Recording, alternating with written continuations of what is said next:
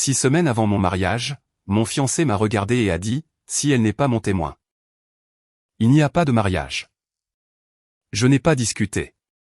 J'ai dit, d'accord. Cette nuit-là, j'ai envoyé un email avec pour objet, annulation de mariage. Sa réaction après ça. Si mon ex n'est pas mon témoin, il n'y a pas de mariage. Il pensait que c'était une démonstration de force, un bluff, une laisse. Mais il a dit ça à la mauvaise femme, parce qu'elle n'a pas supplié, elle n'a pas crié. Elle n'a pas tourné en rond dans les disputes. Elle a ouvert son ordinateur portable et a tout annulé. Le lieu, les prestataires, la liste des invités. L'avenir qu'il supposait l'attendrait. Et quand la poussière est retombée, la vérité a fait surface. Il ne s'agissait jamais seulement d'une amitié. Il s'agissait d'un accès. D'une ex qui ne voulait pas lâcher prise et d'un fiancé qui voulait que 2 femmes le maintiennent dans son confort pendant que l'une d'elles en payait le prix. Alors, si on vous a déjà demandé de compromettre votre dignité pour maintenir la paix, restez avec moi. Parce que sur la montagne de la revanche, les ultimatums ne gagnent pas. Les limites, si. Mon nom est Sloan Mercé. J'ai 29 ans. 6 semaines avant mon mariage, j'ai appris quelque chose d'important sur les ultimatums. Ils ne fonctionnent que sur les gens qui ont peur de perdre. Jusqu'à ce mardi soir, ma vie semblait ordonnée. Pas parfaite, pas cinématographique, juste soigneusement construite.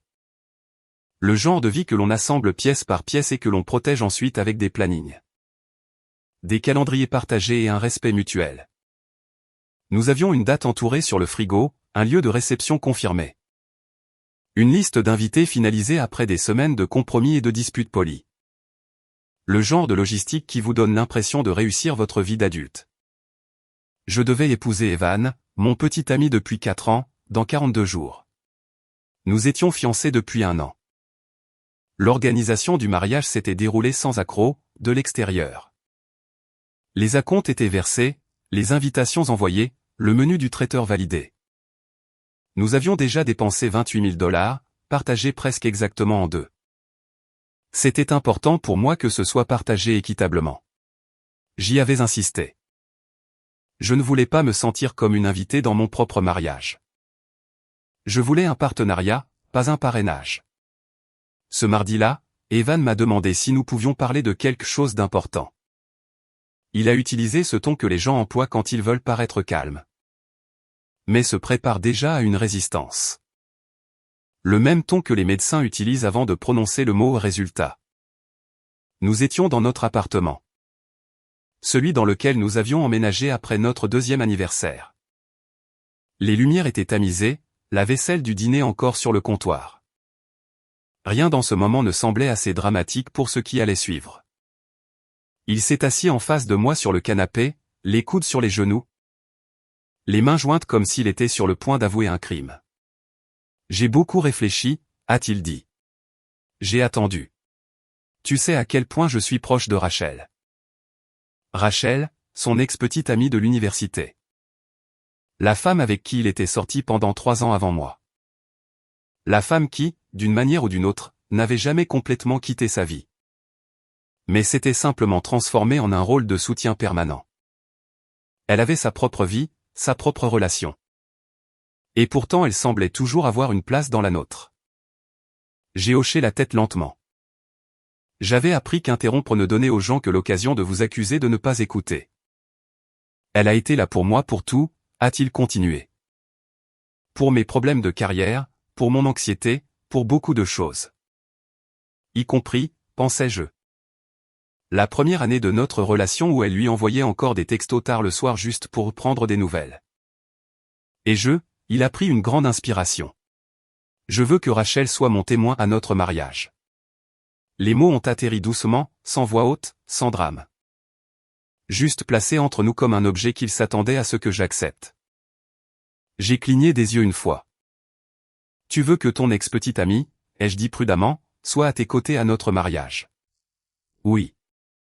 Je me suis adossé au canapé, croisant les bras, non pas de manière défensive. Mais pour me recentrer. Mon cœur ne s'emballait pas. Pas encore. Je me sentais alerte. comme l'instant avant qu'un orage n'éclate. C'est ma meilleure amie, Sloan, a-t-il dit rapidement. Tu sais que nous avons tout traversé ensemble. Tout, ai-je répété. Y compris une relation qui s'est terminée quand il l'a trompée avec sa colocataire. Un détail qu'il minimisait toujours, comme si la trahison avait une date d'expiration. C'était il y a 7 ans, a-t-il dit, anticipant mes pensées. Nous avons tous les deux grandi. Nous sommes des personnes différentes maintenant. J'ai étudié son visage, la confiance, l'attente, la supposition tranquille que c'était déjà décidé. J'ai été patiente au sujet de Rachel, ai-je dit. J'ai été respectueuse. J'ai accepté qu'elle soit dans ta vie. Même quand cela me mettait mal à l'aise. Mais ça. Être à tes côtés pendant que nous échangeons nos vœux, ce n'est pas une petite chose. Sa mâchoire s'est crispée. Ce n'est pas négociable, a-t-il dit. C'est important pour moi. Voilà, la ligne était tracée. J'ai besoin qu'elle soit là, a-t-il continué. Si elle n'est pas mon témoin, alors il n'y a pas de mariage. La pièce est devenue très silencieuse. Je n'ai pas parlé tout de suite. Le silence a une façon de révéler si quelqu'un croit vraiment ce qu'il vient de dire. Evan n'a pas scié.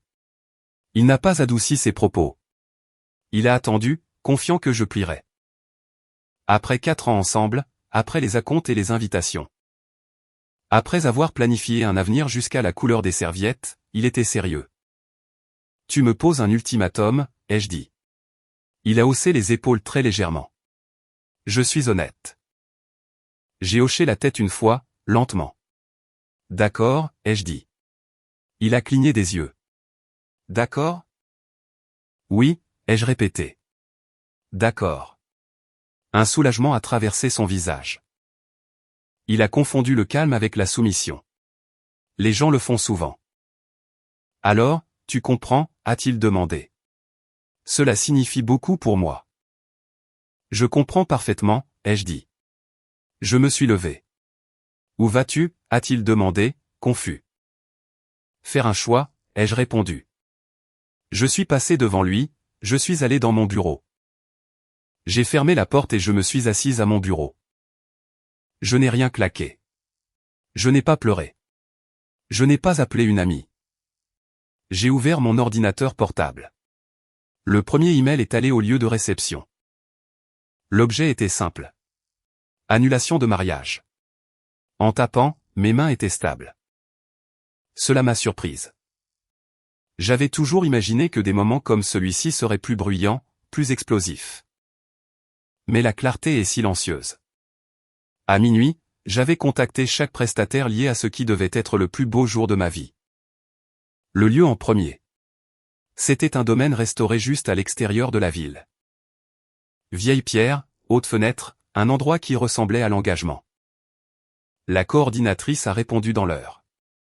Son ton était sympathique mais professionnel.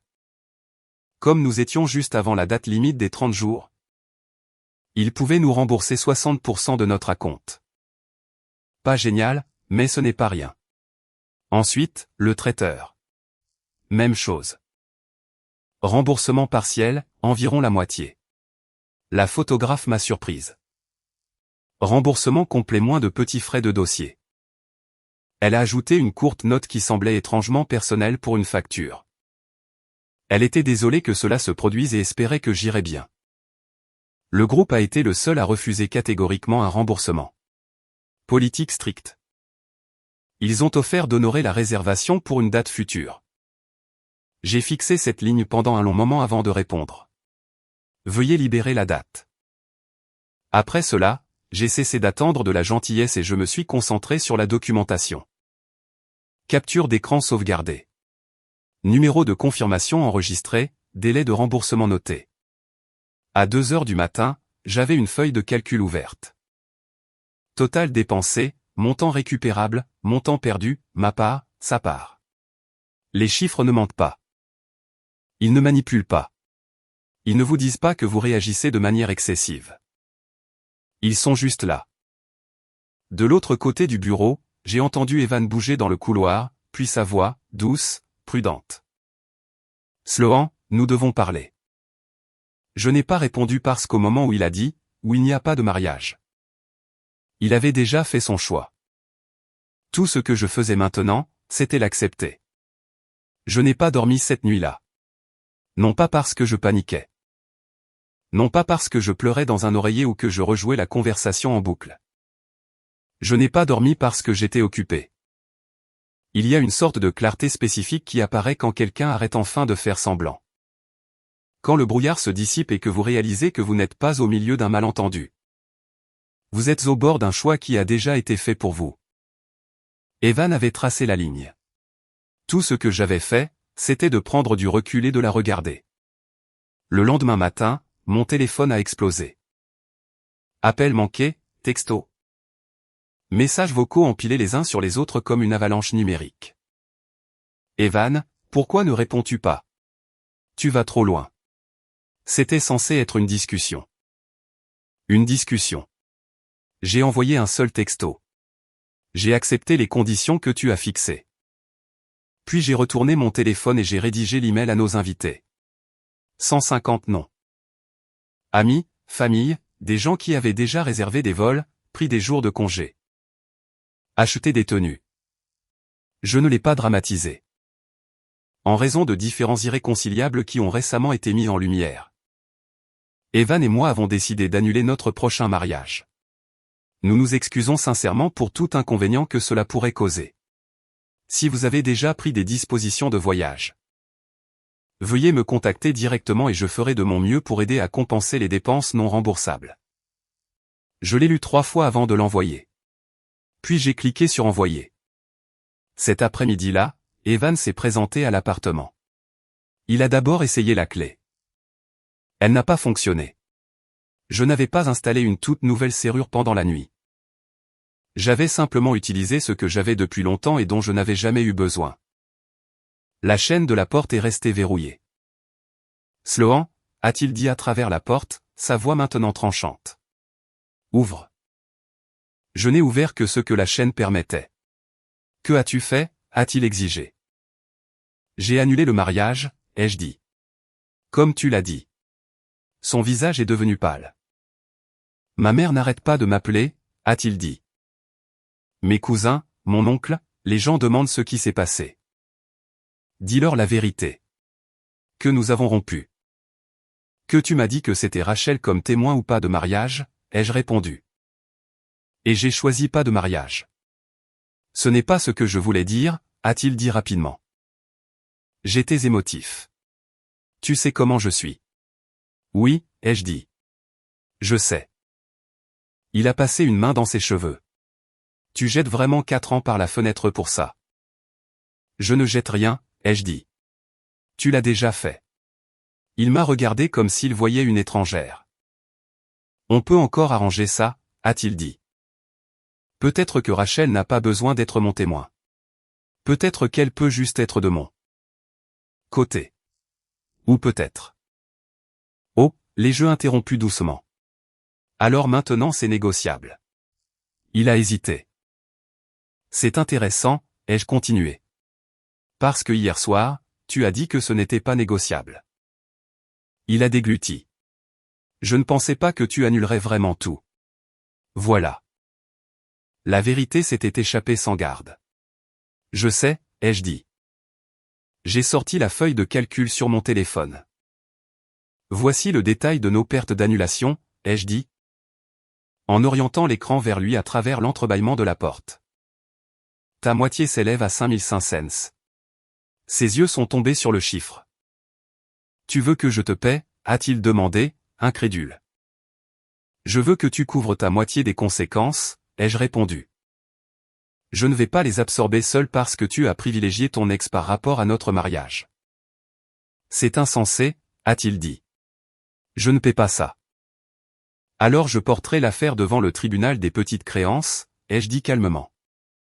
J'ai les reçus. J'ai les emails. J'ai ton texto confirmant que nous partagions les coûts à part. Égal. Il a levé les yeux, stupéfait. Tu es sérieuse? Complètement. Il m'a regardé pendant un long moment, puis a ri une fois, un rire sec et incrédule. Tu as changé, a-t-il dit. Non, les jeux corrigés. J'ai arrêté de compenser. Il est parti sans un autre mot, claquant la porte du couloir si fort que le cadre a tremblé. Cette nuit-là, je me suis assise seule sur le canapé. L'appartement plus silencieux qu'il ne l'avait jamais été. Pas vide, juste calme. Et pour la première fois depuis l'ultimatum, j'ai senti quelque chose se mettre en place. Pas le chagrin, le soulagement. Le problème avec les ultimatums, c'est que les gens qui les posent ne croient presque jamais que vous les accepterez. Ils disent les mots avec confiance parce que la confiance a toujours fonctionné auparavant. Parce que quelqu'un d'autre est toujours intervenu pour arrondir les angles. Pour absorber les dégâts, pour s'assurer que rien ne se brise vraiment. Evan pensait que je céderais. 3 jours après l'envoi des emails d'annulation, mon téléphone a de nouveau sonné. Cette fois, ce n'était pas lui. C'était sa mère. J'ai fixé l'écran pendant 5 bonnes secondes avant de répondre. Non pas parce que j'avais peur de la conversation, mais parce que je voulais y être pleinement présente. Calme, ancrée, inébranlable. Sloan, a-t-elle dit dès que j'ai décroché. Sa voix douce de cette manière qui ne sonne que gentille. Chérie, je suis si contente que tu aies répondu. Je me doutais que vous finiriez par appeler, ai-je répondu. Elle a ri légèrement. Eh bien, bien sûr. Toute cette histoire a été déroutante. Déroutante. Evan a tout expliqué, a-t-elle poursuivi. Et honnêtement, je pense qu'il y a eu un gros malentendu. Il n'y en a pas eu, ai-je dit. Elle a marqué une brève pause. Eh bien, a-t-elle dit, ajustant son ton. Tu sais comment sont les hommes. Ils ne formulent pas toujours les choses de la bonne manière. Il ne le pensait pas comme un ultimatum. Si, ai-je dit. Il a dit que si Rachel n'était pas son témoin, il n'y aurait pas de mariage. Oui, mais...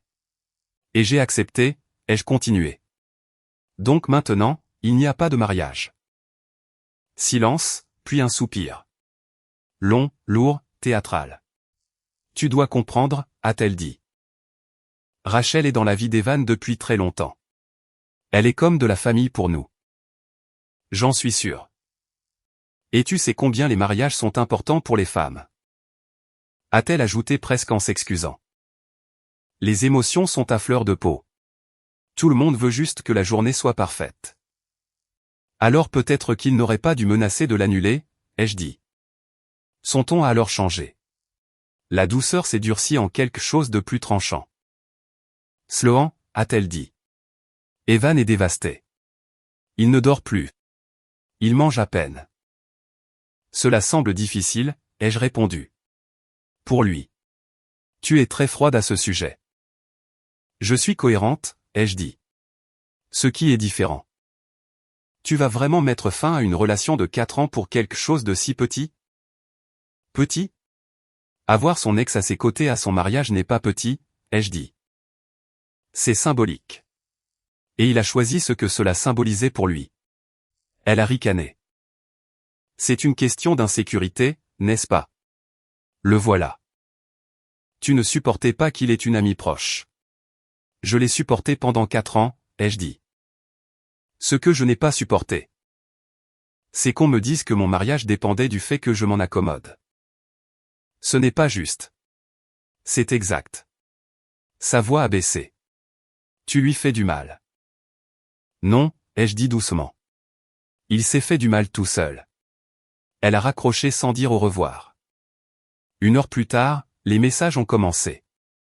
Pas d'Evan. D'amis. D'amis communs. D'anciens amis. Des gens qui étaient à notre fête de fiançailles, souriant aux appareils photo, levant des verres. Que s'est-il passé? Evan dit que tu as réagi de manière excessive. Est-il vrai que tu as tout annulé sans lui parler? J'ai répondu à chacun d'entre eux avec la même phrase. Evan a exigé que son ex-petite amie soit son témoin ou il n'y aurait pas de mariage. Je n'étais pas. D'accord. Il a dit que ce n'était pas négociable. J'ai accepté et pas de mariage point. C'était tout. Pas d'embellissement, pas de défense, juste des faits. La plupart des gens ont cessé de répondre après ça. Quelques-uns ont essayé d'argumenter. Mais ce ne sont que des amis. Vous auriez pu faire un compromis. Je n'ai pas répondu à cela. Puis est venu l'appel de la réceptionniste de mon bureau. Il y a une femme ici qui demande à vous voir, a-t-elle dit. Elle dit que c'est urgent. J'ai froncé les sourcils. A-t-elle donné son nom? Oui, Rachel. Bien sûr que c'était elle. Elle dit que c'est à propos de la situation du mariage, a ajouté la réceptionniste, prudente. Voulez-vous que nous la renvoyions? J'ai expiré une fois. Faites-la monter, ai-je dit, mais demandez à la sécurité de l'enregistrer. La curiosité n'est pas une faiblesse, c'est de la préparation. Elle est entrée dans mon bureau comme si elle y appartenait. Confiante, soignée. Le genre de femme qui n'a jamais vraiment appris la différence entre la familiarité et le sentiment de tout mériter. Sloan, a-t-elle dit, avec un sourire crispé. Nous devrions parler. Je pense que c'est évident, ai-je répondu, en lui désignant la chaise en face de moi. Elle ne s'est pas assise. Je ne veux pas que ce soit gênant, a-t-elle dit. Mais Evan a vraiment du mal. J'imagine. Elle a croisé les bras. Tu n'avais pas à aller aussi loin. Je l'ai regardé. Vraiment regardé. Et tu n'avais pas à accepter d'être son filet de sécurité émotionnelle pendant qu'il planifiait un mariage avec quelqu'un d'autre. Ai-je dit. Pourtant, nous en sommes là. Son sourire a vacillé. Je ne suis pas la méchante ici, a-t-elle dit rapidement. Nous sommes juste amis. Les amis ne posent pas d'ultimatum par procuration, ai-je répondu. Sa mâchoire s'est crispée. Tu le punis. Non, ai-je dit. Je le tiens pour responsable. Elle a hésité, puis s'est finalement assise. Écoute, a-t-elle dit, en baissant la voix. Il ne pensait pas que tu annulerais vraiment tout. Il pensait que tu te calmerais. J'étais calme, ai-je dit. C'est pour ça que j'ai annulé. Ses yeux se sont légèrement écarquillés. Alors, ça se passe vraiment, a-t-elle demandé. Oui. Elle a dégluti. Alors, qu'en est-il de l'argent? Le voilà. Qu'y a-t-il à ce sujet, ai-je demandé. Elle s'est tortillée sur sa chaise. Il a dit que tu lui demandais de payer la moitié des pertes. C'est exact. C'est beaucoup, a-t-elle dit. C'est exactement la moitié, ai-je répondu. Elle a détourné le regard. Pendant un moment, la pièce était silencieuse. Puis j'ai compris. Oh, ai-je dit doucement. Il t'a déjà demandé de l'aider à couvrir sa part. Son silence a répondu pour elle. Combien t'a-t-il demandé, ai-je continué. Elle s'est levée brusquement. Tu es sans cœur, a-t-elle lancé. Il mérite mieux. Alors peut-être qu'il devrait être avec toi, ai-je dit, et ne pas m'impliquer dans la facture. Elle est partie sans un autre mot. Alors que la porte se refermait derrière elle, quelque chose s'est installé dans ma poitrine. Ce n'était pas de la jalousie. Ce n'était pas de l'insécurité. C'était à propos d'un homme qui voulait un avenir construit sur le fait que les autres absorbent le coût de son confort. Et j'en avais fini de payer. 3 jours après que Rachel soit sortie en trombe de mon bureau, Evan a finalement rappelé. Pas de texto, un appel. J'ai laissé sonner 2 fois avant de répondre. Sloan, dit-il, essoufflé. Pourquoi as-tu parlé de l'argent à Rachel? Je ne l'ai pas fait, ai-je répondu. Elle l'a deviné. Ce n'est pas la question, a-t-il lancé. Tu m'as embarrassé. Non, ai-je dit calmement. J'ai exposé un plan. Silence à l'autre bout, puis plus bas.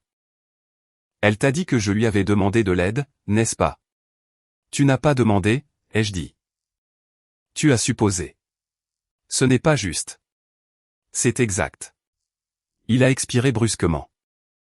Elle a proposé d'aider. Elle se sentait mal. Se sentait-elle mal, ai-je demandé. Avant ou après que tu lui aies dit qu'elle devait être à tes côtés à notre mariage pour justifier la dépense? Ce n'est pas ce qui s'est passé.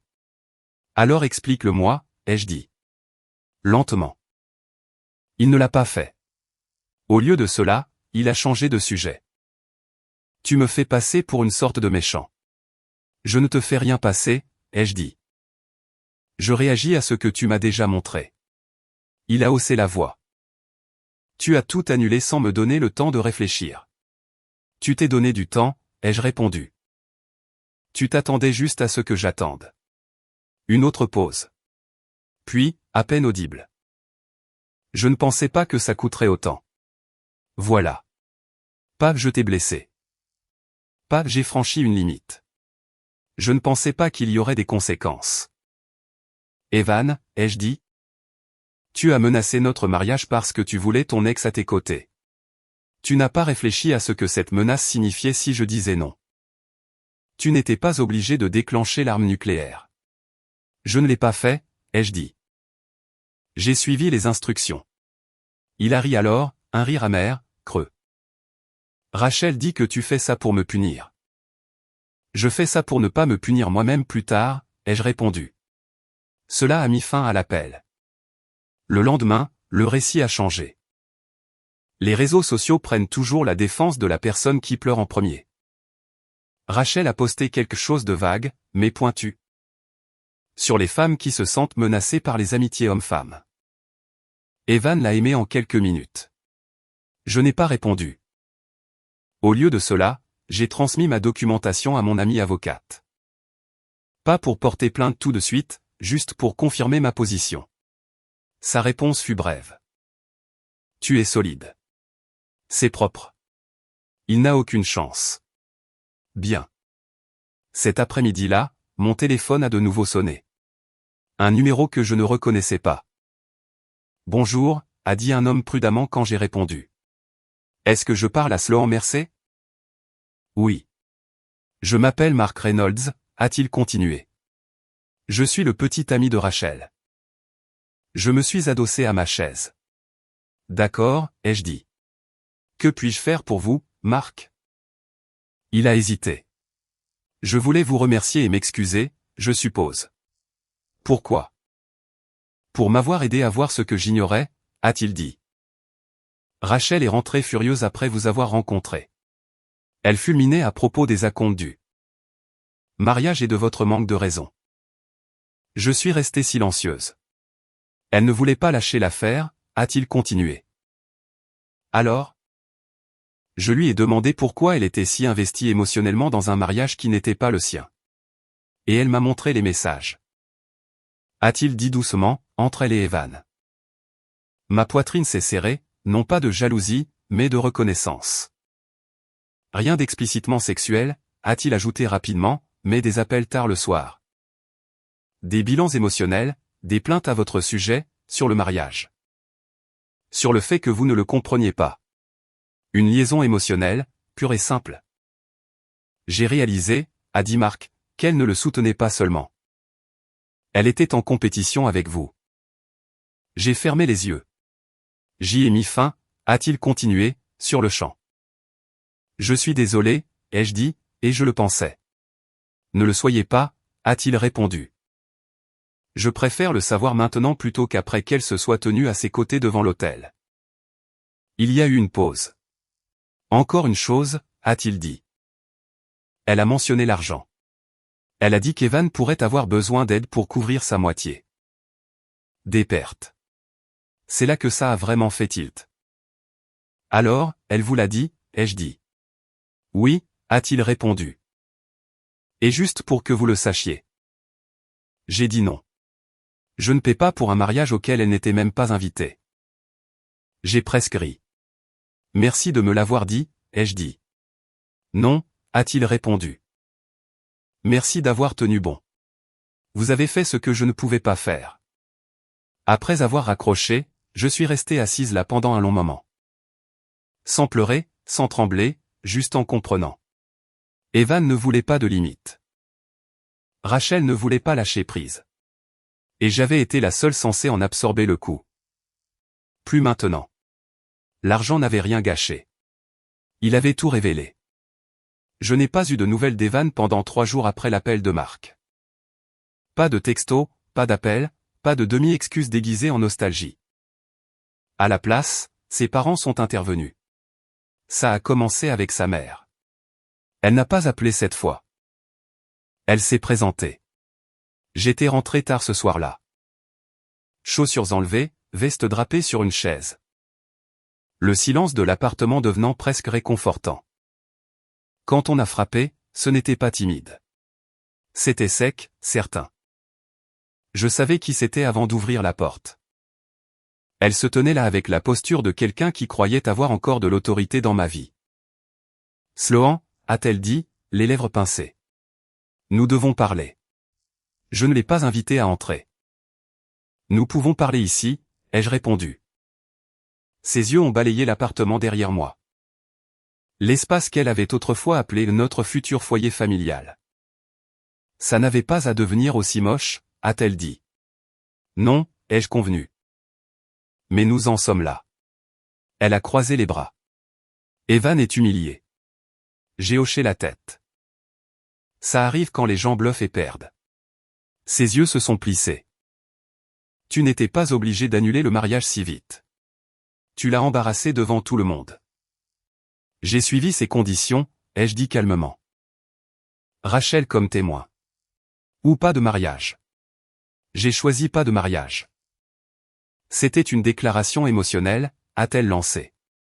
Pas un contrat légal. Les ultimatums ne viennent pas avec des petites lignes, ai-je répondu. Elle a ricané. Tu es rigide. Je suis cohérente.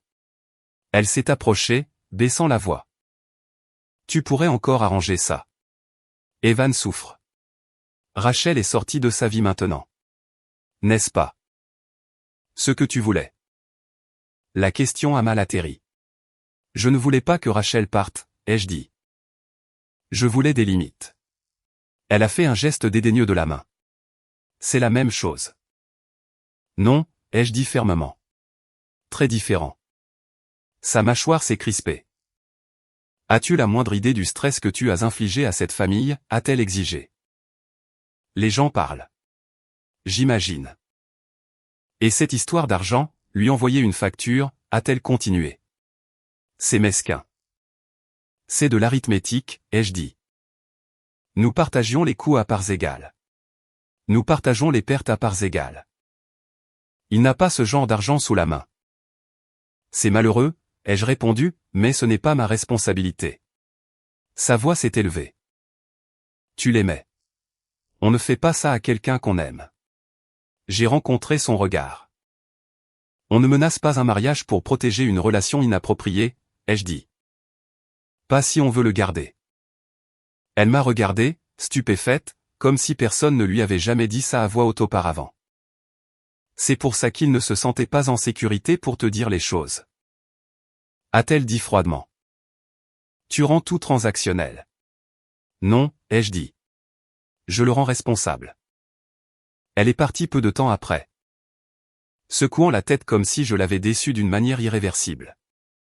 L'appel suivant est venu de la sœur d'Evan. Elle a essayé un angle différent. Sloan, a-t-elle dit doucement. Je sais que mon frère a merdé. Mais tu n'es pas obligé de pratiquer la politique de la terre brûlée. Je ne l'ai pas fait, ai-je répondu. J'ai juste arrêté de l'arroser. Il a vraiment du mal, a-t-elle dit. Il ne pensait pas que tu partirais. Je sais. Ça ne te rend pas curieuse, a-t-elle insisté, de savoir pourquoi.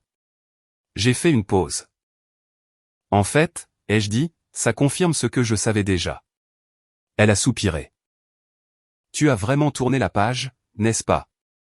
Oui. Plus tard dans la nuit, Evan a finalement envoyé un texto. Mon père veut te parler.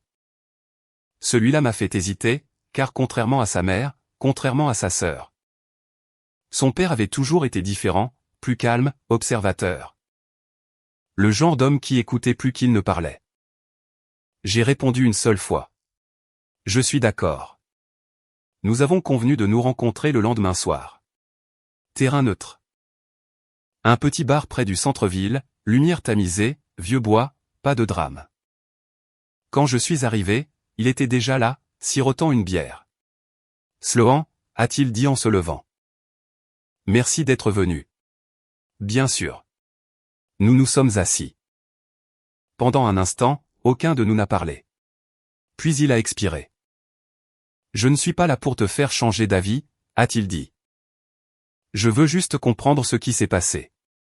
Alors je lui ai tout raconté. L'ultimatum, Rachel comme témoin, les annulations, l'argent, ce que Marc avait découvert. Il n'a pas interrompu une seule fois. Quand j'ai fini, il a fixé son verre pendant un long moment. Il tient ça de sa mère, a-t-il dit doucement. J'ai levé les yeux. Les ultimatums, a-t-il continué. La pression, la conviction que si l'on pousse assez fort, les gens cèdent. Je n'ai pas répondu. J'ai cédé à chaque fois, a-t-il admis. Les décisions pour la maison, les vacances. Les amitiés. J'ai appris à Evan que c'est ainsi que fonctionnent les relations. Cela a eu un poids lourd. Je lui ai dit que l'histoire avec Rachel était inappropriée, a-t-il ajouté. Il y a des semaines. Il a dit que ça ne te dérangeait pas. Ma poitrine s'est serrée. Il a menti, ai-je dit. Oui, a-t-il répondu. Je le vois maintenant. Il a sorti son portefeuille de sa veste. Sloan, a-t-il dit. Combien te doit-il? J'ai secoué la tête. Ce n'est pas. Combien, a-t-il répété. 5500 $. Il a rempli le chèque sans hésiter et l'a fait glisser sur la table. Ce n'est pas pour arranger les choses, a-t-il dit. C'est une excuse de ma part pour t'avoir fait perdre ton temps. J'ai regardé le chèque. Cela me semble mal, ai-je dit doucement. Alors laisse-moi faire une chose bien, a-t-il répondu. Je l'ai accepté. Alors que nous nous levions pour partir, il a marqué une pause. Pour ce que ça vaut, a-t-il dit. Je pense que tu aurais été bonne pour lui. J'ai hoché la tête. Mais, a-t-il ajouté, il n'était pas prêt à être bon pour toi. C'était la première fois que quelqu'un de sa famille disait quelque chose qui semblait vrai. Et en sortant dans la nuit, j'ai réalisé autre chose.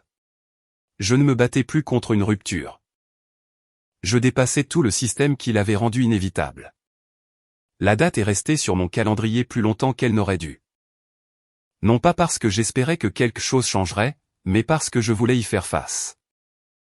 Je ne voulais pas prétendre qu'elle n'existait pas.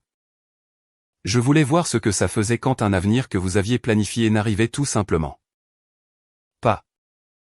Le matin de ce qui aurait dû être notre jour de mariage était calme. Trop calme. Pas de rendez-vous chez le coiffeur, pas de conversation de groupe frénétique. Pas de robe accrochée à l'arrière de la porte, attendant un moment qui n'arriverait jamais. Je me suis réveillé tôt quand même. Les vieilles habitudes ont la vie dure. J'ai fait du café, je me suis assise au comptoir de la cuisine. J'ai regardé la lumière ramper lentement sur le sol comme tous les autres matins. Le monde ne s'était pas arrêté. Le temps ne s'était pas arrêté. Rien de dramatique ne s'est produit simplement parce qu'un mariage n'a pas eu lieu. Et cela, étrangement, était la partie la plus réconfortante. Vers midi, mon téléphone a vibré. Un texto d'Evan. Pouvons-nous parler juste une fois aujourd'hui? J'ai regardé l'écran plus longtemps que nécessaire. Je savais ce que c'était. La tentative finale. Le dernier contact. Le moment où la nostalgie devient une arme. J'ai tapé un seul mot en retour. Non. 3 points sont apparus. Ont disparu. Puis on a frappé à la porte. Je me suis figé. Non pas parce que j'avais peur. Mais parce que je ne m'attendais pas à ce qu'il se présente en personne. Quand j'ai ouvert la porte, je ne me suis pas écarté. Il se tenait là, tenant quelque chose de petit dans sa main. Une boîte à bagues. La même avec laquelle il avait fait sa demande. Je voulais juste te voir, a-t-il dit doucement. Aujourd'hui était censé signifier quelque chose. C'est toujours le cas, ai-je répondu. Juste pas ce que tu voulais. Il a dégluti. J'ai fait des erreurs. Oui, ai-je dit. Tu en as fait. J'étais confus, a-t-il continué. J'avais des sentiments que je ne comprenais pas. Voilà. Pas des excuses, pas de prise de responsabilité. Confus à propos de Rachel, ai-je demandé. Il n'a pas répondu. Cela m'a tout dit. Tu ne m'as pas perdu, ai-je dit calmement. Tu m'as laissé partir il y a longtemps. Aujourd'hui. C'est juste le jour où c'est devenu officiel. Ses épaules se sont affaissées. Je ne pensais pas que tu partirais vraiment. Je sais, ai-je dit. C'est pour ça que je devais le faire. Il m'a regardé alors, pas en colère, pas sur la défensive, juste vide. Je ne sais pas comment arranger ça, a-t-il dit. Tu ne peux pas, ai-je répondu. C'est tout l'intérêt. J'ai reculé et j'ai fermé la porte. Pas fort, pas de façon dramatique. Juste assez. Ce soir-là, je ne suis pas resté à la maison. Je suis sorti avec mon frère. Nous n'avons pas parlé de mariage, de rupture ou de décis. Nous avons trop mangé, ri de choses sans importance. Laissé la nuit passer sans en faire un mémorial. Plus tard, de nouveau seul, j'ai vérifié mon téléphone une dernière fois. Evan avait vu ma story Instagram quelques minutes après que je l'ai postée. Juste une photo du ciel, rien d'autre. Je ne l'ai pas bloqué. Je n'en avais pas besoin. Les conséquences se sont déroulées tranquillement après ça. Rachel a essayé de rester avec Mark, ou a essayé de le faire. D'après ce que j'ai entendu. La confiance ne se reconstruit pas facilement quand les lignes émotionnelles ont déjà été franchies. Evan est retourné vivre temporairement chez ses parents. Son père a appelé une fois juste pour dire qu'il espérait que j'allais bien, rien de plus. Sa mère a posté quelque chose de passif-agressif en ligne sur les femmes qui ne peuvent pas gérer. Des liens émotionnels forts. Je l'ai désabonné sans commentaire. J'ai utilisé l'argent de la bague pour un voyage en solo que j'avais toujours reporté. Je n'ai pas beaucoup posté. Je n'ai pas raconté ma guérison. Je l'ai vécu en privé. Les gens m'ont demandé si je le regrettais. Si j'aurais dû simplement laisser Rachel se tenir à ses côtés. Si maintenir la paix aurait été plus facile. Peut-être que oui. Mais la paix construite sur le silence n'est pas la paix. C'est l'effacement. Le mariage aurait été magnifique. Le mariage aurait été une négociation constante avec une ex toujours dans la pièce. Même quand elle n'était pas physiquement là. Je n'ai pas fui l'amour. J'ai fui le fait d'être une option. Et au moment où il a rendu notre avenir conditionnel à son passé. Il m'a dit exactement où je me situais. Je l'ai cru. Dans les semaines qui ont suivi le jour qui n'est jamais venu. La vie n'a pas explosé comme les gens s'attendent à ce que les ruptures le fassent. Elle s'est rétrécie. Le bruit s'est estompé. Les opinions ont cessé d'avoir de l'importance. L'anxiété constante de bas niveau avec laquelle j'avais vécu pendant des années. Surveillant les humeurs, gérant des limites qui n'auraient pas dû avoir besoin d'être gérées. A tout simplement disparu. Cette absence était plus forte que toutes les disputes que nous avions jamais eues. Evan n'a pas repris contact. Pas avec des excuses, pas avec des explications, pas avec un dernier « tu me manques ». Et cela, plus que toute autre chose, a confirmé ce que je savais déjà. Les gens qui croient vraiment avoir perdu quelque chose d'irremplaçable ne restent pas silencieux. Ils se battent. Ils réfléchissent. Ils changent. Evan n'a rien fait de tout cela. Un ami commun m'a dit nonchalamment qu'il disait que la rupture était malheureuse mais nécessaire. Que lui et Rachel avaient enfin mis les choses derrière eux. Comme si 4 ans avec moi était un détour. Comme si le mariage était un conflit d'horaires. Rachel s'est fortement appuyée sur le récit selon lequel elle avait été mal comprise. Qu'elle n'avait jamais voulu causer de problème. Que certaines femmes se sentent simplement menacées par les amitiés hommes-femmes. Je la lui ai laissée. Parce que voici la vérité. Personne dans ce cercle ne voulait dire à voix haute. Il ne s'agissait jamais d'amitié. Il s'agissait d'accès. Il s'agissait de priorité émotionnelle sans responsabilité. De rester au centre de la vie de quelqu'un sans s'engager envers lui. D'avoir une place à la table sans payer l'addition. Et pendant longtemps, j'avais été la seule à payer. Je n'étais plus en colère. La colère exige un investissement, et j'avais retiré le mien complètement. Un soir, pendant mon voyage, assise dans un endroit calme, ça m'a frappé. Si j'étais resté, si j'avais maintenu la paix, si j'avais laissé Rachel se tenir à ses côtés. J'aurais passé des années à négocier ma place dans mon propre mariage. Des années à me demander si j'étais trop sensible. Des années à réduire des attentes parfaitement raisonnables en demandes acceptables. Des années à rivaliser avec un fantôme que tout le monde insistait à dire qu'il n'était pas réel. Le mariage aurait été magnifique, les photos impeccables, les discours émouvants, les vœux sincères? Du moins sur le moment. Mais le mariage aurait été une lente érosion. Une série de petites concessions qui se seraient additionnées pour former une vie où je m'ajustais toujours. M'accommodais toujours, où l'on attendait toujours de moi que je comprenne. Je n'ai pas perdu un fiancé. J'ai perdu un avenir où j'aurais dû supplier pour être une priorité. Et j'ai gagné quelque chose de bien plus précieux en retour. La clarté. Les gens me demandent parfois quelle a été la leçon. Ils s'attendent à quelque chose de dramatique. Quelque chose d'assez percutant pour en faire une citation. Mais la vérité est plus simple que cela. Quand quelqu'un vous fait choisir entre votre dignité et son confort, il a déjà fait son choix. Votre travail n'est pas de le contester. C'est de le croire. Je l'ai fait, et je suis parti avant que le coup ne devienne ma vie entière. Cette histoire est entièrement fictive et destinée uniquement à des fins de divertissement et d'éducation.